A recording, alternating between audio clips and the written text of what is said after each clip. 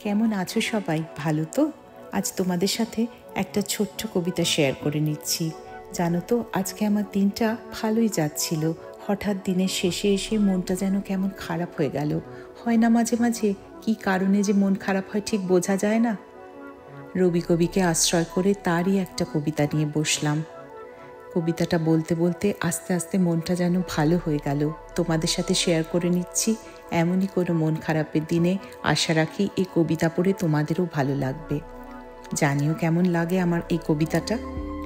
থাকবো না ভাই, থাকবো না কেউ, থাকবে না ভাই কিছু, সেই আনন্দে যাও রে চলে কালের পিছু পিছু।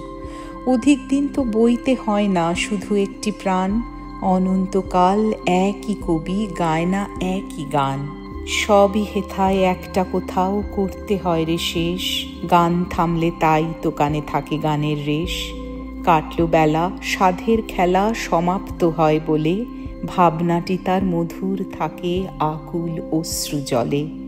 জীবন অস্ত যায় চলি, তাই রংটি থাকে লেগে, প্রিয়জনের মনের কোণে শরৎ সন্ধ্যা মেঘে। থাকবো না ভাই, থাকবো না কেউ, থাকবে না ভাই কিছু, সেই আনন্দে যাও রে ধেয়ে কালের পিছু পিছু, সেই আনন্দে যাও রে ধেয়ে কালের পিছু পিছু। সত্যি তো, জীবনে তো কিছুই চিরস্থায়ী নয়।